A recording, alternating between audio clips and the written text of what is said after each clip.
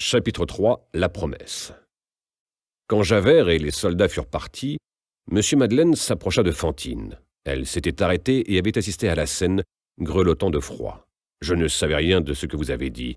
Je crois que c'est vrai, et je sens que c'est vrai. Pourquoi ne vous êtes-vous pas adressé à moi? Mais voici. Je paierai vos dettes, je ferai venir votre enfant ou vous irez la rejoindre. Vous vivrez ici, à Paris, où vous voudrez. Je me charge de votre enfant et de vous. Vous ne travaillerez plus, si vous voulez. Je vous donnerai tout l'argent qu'il vous faudra. » C'en était plus que la pauvre Fantine n'en pouvait supporter. Avoir Cosette, sortir de cette vie infâme, vivre libre, heureuse, honnête avec Cosette. Voir brusquement s'épanouir au milieu de sa misère toutes ces réalités du paradis. Elle regarda comme hébétée cet homme qui lui parlait. Elle se mit à genoux devant M. Madeleine, et avant qu'il eût pu l'en empêcher, il sentit qu'elle lui prenait la main et que ses lèvres s'y posaient. Puis elle s'évanouit. M. Madeleine fit transporter Fantine au couvent de la ville. Il la confia aux sœurs qui la mirent au lit. Une fièvre ardente était survenue. Le lendemain et les jours qui suivirent, Madeleine alla voir Fantine, à l'infirmerie du couvent. La pauvre femme était couchée. Elle avait de la fièvre et tout s'étend qu'elle s'étouffait. Cette poignée de neige appliquée à nu sur la peau avait brusquement aggravé la maladie qu'elle couvait depuis qu'elle avait perdu son emploi. S'étant privée de tout pour payer la pension de sa fille, elle avait négligé de se soigner. « Verrai-je bientôt ma Cosette ?» lui demandait-elle chaque fois qu'il venait. « Bientôt, lui répondit-il. J'ai envoyé 200 francs aux Thénardier en les priant de vous amener votre fille. » Le visage pâle de la mère rayonnait. Comme son état empirait, on appela un médecin. « Eh bien, demanda Madeleine, lorsque la consultation fut terminée. » Le médecin fit un geste d'impuissance. Fantine était perdue. Madeleine eut un tressaillement. Sa lettre était restée sans réponse. Il avait alors envoyé le secrétaire de mairie avec 200 francs supplémentaires en enjoignant les Thénardier de lui remettre l'enfant sur le champ. L'homme était rentré sans argent et sans Cosette. Les aubergistes refusaient de livrer la petite à un inconnu. D'ailleurs, Cosette était souffrante. Elle ne pouvait pas quitter l'auberge. Une autre semaine passa. Fantine dépérissait à vue d'œil. Malgré la fièvre, la toux qui ne la lâchait pas, malgré ses souffrances, elle continuait inlassablement à réclamer sa petite Cosette. Pourquoi les Thénardier s'obstinaient-ils à garder cette petite? Madeleine décida d'aller lui-même chercher Cosette avant qu'il ne soit trop tard. Assis sur le lit de la mourante, il écrivit « Monsieur Thénardier, vous remettrez Cosette à cette personne. J'ai l'honneur de vous saluer avec considération. » Fantine signa la lettre d'une main tremblante. Son front ruisselait de sueur. De retour à la mairie, Madeleine était dans son cabinet, occupée à régler quelques affaires pressantes avant son départ pour Montfermeil, lorsqu'on vint lui annoncer que l'inspecteur de police Javert demandait à lui parler. Depuis l'incident qui les avait opposés, les deux hommes ne s'étaient pas revus. « Faites entrer, dit-il. » Javert entra et salua respectueusement le maire qui lui tournait le dos. Madeleine ne le regarda pas et continua d'annoter ses dossiers. Il laissa ainsi plusieurs minutes s'écouler. L'inspecteur s'était avancé en silence et s'était arrêté à quelques pas derrière le fauteuil du maire. Il attendait patiemment, son chapeau à la main. « Eh bien, qu'y a-t-il, Javert » dit Madeleine en se tournant à demi. « Il y a, monsieur le maire, que j'ai commis un acte coupable. »« Vous ?»« Moi, » dit Javert. Madeleine se dressa sur son fauteuil. Javert poursuivit, l'air sévère et les yeux baissés. « Monsieur le maire, je demande à être révoqué. » Madeleine, stupéfait, ouvrit la bouche. Javert l'interrompit. « J'ai failli, je dois être puni, il faut que je sois chassé. »« Ah, ça, pourquoi » s'écria Madeleine. « Que me racontez-vous là? Qu'est-ce que cela veut dire ?»« Je vous ai injustement accusé. »« Moi? De quoi? Je ne comprends pas. »« Vous allez comprendre, monsieur le maire. » Javert soupira du fond de sa poitrine et reprit tristement. « Monsieur le maire, à la suite de cette scène pour cette fille, j'étais furieux, je vous ai dénoncé. »« Dénoncé? À la préfecture de police de Paris. Comme maire ayant empiété sur la police? Comme ancien forçat. » Le maire devint livide. Javert, qui n'avait pas levé les yeux, continua. « Je le croyais. Depuis longtemps, j'avais des idées, une certaine ressemblance, la mésaventure du vieux Fauchelevent. Est-ce que je sais, moi, des bêtises? Je vous avais d'ailleurs parlé de ce bagnard un jour pour voir votre réaction. Bref, je vous ai pris pour ce forçat Jean Valjean. Je m'en souviens en effet. C'est un forçat dont j'avais la charge il y a 20 ans, quand j'étais en service au bagne de Toulon. On le recherche depuis 1815. Le vol d'une pièce de 2 francs, n'est-ce pas? Oui, un jeune Savoyard du nom de Petit Gervais. J'ai cru l'avoir retrouvé ici, j'ai cru que c'était vous, et je vous ai dénoncé à la préfecture. Et que vous a-t-on répondu? Que j'étais fou. Pourquoi fou? Car le véritable Jean Valjean a été retrouvé. Madeleine leva la tête, regarda fixement Javert et dit avec un accent inexprimable « Ah !» Oui, monsieur le maire, le dénommé Jean Valjean est à la prison d'Arras. Il a été arrêté pour un vol de pommes dans un verger. Et il a avoué? Oui, c'est-à-dire le vol. Car pour ce qui est de son identité, il s'obstine à dire qu'il s'appelle Champmathieu. Vous n'êtes donc pas sûr qu'il s'agit de Jean Valjean? Si. Le sort a voulu qu'il partage sa cellule avec 3 autres détenus, les dénommés Brévet, Cochepaille et Chenildieu, anciens forçats comme lui et récidivistes. Ceux-ci l'ont formellement reconnu. Vous imaginez l'effet de ma dénonciation à Paris. On me répond que je perds l'esprit et que Jean Valjean est à Arras au pouvoir de la police. Alors je m'obstine, j'écris au juge d'instruction d'Arras, et il me fait venir, on m'amène ce Champmathieu. Eh bien, interrompit M. Madeleine. Javert répondit avec son visage incorruptible et triste. C'est cet homme-là qui est Jean Valjean, moi aussi je l'ai reconnu. M. Madeleine reprit d'une voix très basse. Vous êtes sûr? Ce n'est peut-être qu'une ressemblance, après tout, vous m'avez bien pris pour lui.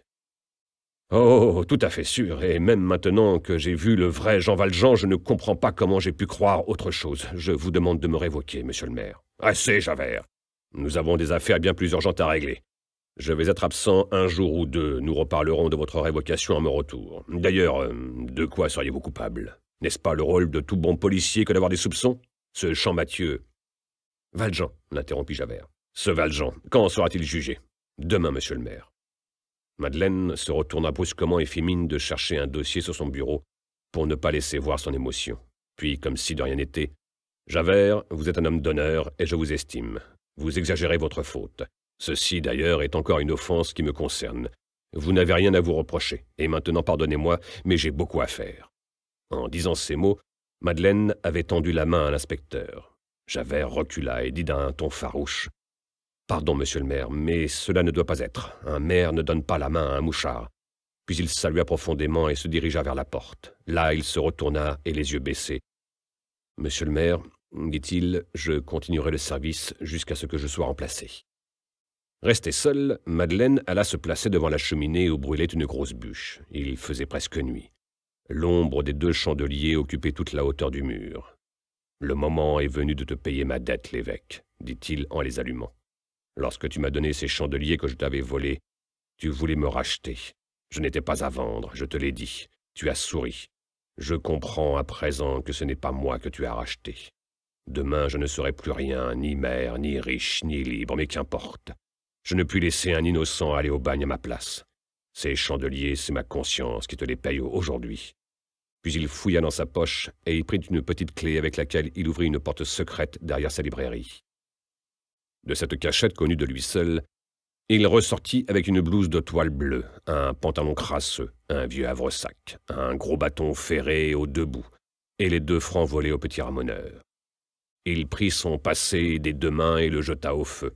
Jean Valjean était mort, M. Madeleine aussi. Il ne savait pas qui il était, mais il savait qui il n'était plus. Sa décision prise, il quitta la mairie d'un pas ferme et assuré et retourna voir Fantine. Dans son sac de voyage, les 2 chandeliers brillaient comme des phares dans la nuit. « Je pars. Je vais chercher votre petite Cosette, lui dit-il. Soyez tranquille, je m'occupe de tout. »« Faites vite, mon bon monsieur Madeleine. Le temps presse et je voudrais bien voir ma petite fille une dernière fois. »« Que dites-vous là, Fantine? Vous vivrez et vous serez heureuse avec votre enfant, je vous le promets. »« Non, monsieur le maire. Je voudrais tant vous croire, mais je sens que cette promesse-là ne dépend pas de vous. Mais vous pouvez me promettre bien plus. »« Quoi donc? » Que vous vous occuperez de ma petite Cosette. Elle n'a que moi. Si je viens à manquer... Les yeux de Fantine rencontrèrent ceux de Madeleine. Le regard éperdu, rongé d'angoisse de la mère, était terrifiant. « Je vous le promets, Fantine. Devant Dieu, je vous le promets. » Et le maire de Montreuil détourna son visage et se leva brusquement pour cacher les larmes qu'il n'avait pu retenir. De l'infirmerie du couvent, Madeleine se dirigea au bout de la ville chez un loueur de cabriolet. Là, il acheta cheval et voiture et partit immédiatement pour Arras. Lorsqu'il se présenta le lendemain matin devant la salle des audiences, la porte était fermée. Il voulut entrer, mais un huissier l'en empêcha. La salle était complète. Madeleine lui demanda du papier et un crayon et écrivit « Monsieur Madeleine, maire de Montreuil-sur-Mer, portez ceci à Monsieur le Président. » L'huissier prit le papier, y jeta un coup d'œil et obéit. Quelques instants plus tard, le maire de Montreuil entrait dans la salle, salué par le président de la cour. Mais il ne le vit pas. En face de lui, il y avait un homme entre 2 gendarmes. Cet homme, c'était l'homme, Il crut se voir lui-même vieilli tant il ressemblait à ce qu'il avait été avec ses cheveux hérissés, avec cette prunelle fauve et inquiète, avec cette blouse, tel qu'il était le jour où il entrait à Digne, plein de haine. L'avocat de l'accusé avait demandé d'entendre les témoins qui accusaient Champmathieu. Les trois forçats passèrent à côté de Madeleine dans un bruit de chaîne. « Accusé, je vous le demande pour la dernière fois, êtes-vous le force à libérer Jean Valjean ?» L'accusé fit non de la tête, puis haussa les épaules comme quelqu'un qui a trop de fois répondu à la même question. « Je dis que je m'appelle Champmathieu, que je ne suis jamais allé au bagne de ma vie, ni à Toulon, ni ailleurs, et que je ne connais pas ces hommes. Ah! Et puis je n'ai jamais volé de pommes. J'ai trouvé une branche de pommier sur la route, il y avait des pommes, je les ai mangées, voilà, c'est un crime ?» Le président s'adressa alors aux trois témoins debout devant lui. Mais il fut interrompu par une voix puissante au fond de la salle. « Brevet, Chenildieu, Cochepaille, regardez de ce côté-ci !» Les yeux se tournèrent vers Madeleine qui s'était levée. Le président, l'avocat général, 20 personnes le reconnurent et s'écrièrent à la fois « Monsieur Madeleine !»« Vous ne me reconnaissez pas ?» leur dit-il. « Eh bien, je vous reconnais, moi, Brevet. Te rappelles-tu ces bretelles en tricot à damier que tu avais au bagne ?» Brevet eut comme une secousse de surprise et regarda l'inconnu de la tête aux pieds d'un air effrayé. Lui continua. « Chenildieu, qui te surnommait toi-même Genie-Dieu? Tu as toute l'épaule droite brûlée profondément parce que tu t'es couché un jour l'épaule sur un réchaud plein de braise pour effacer les 3 lettres TFP. Réponds, est-ce vrai ?» « C'est vrai, » dit Chenildieu en découvrant d'un geste son épaule. Ce fut ensuite au tour de Cochepaille. « Cochepaille, tu as sur le bras gauche une date gravée en lettres bleues avec de la poudre brûlée. Cette date, c'est celle du débarquement de l'empereur à Cannes, 1er mars 1815. Relève ta manche. » Cochepaille releva sa manche. Tous les regards se penchèrent autour de lui sur son bras nu. Un gendarme approcha une lampe. La date y était. « Vous voyez bien que je suis Jean Valjean, conclut-il. Je ne veux pas déranger davantage l'audience. Je m'en vais puisqu'on ne m'arrête pas. J'ai plusieurs choses à faire. On sait qui je suis, on sait où je vais, on me fera arrêter quand on voudra. » Et le maire de Montreuil quitta la salle des audiences, sans voir à quelques pas de lui la redingote et les bottes noires de Javert, les yeux fixés sur le président, n'attendant qu'un ordre pour l'arrêter.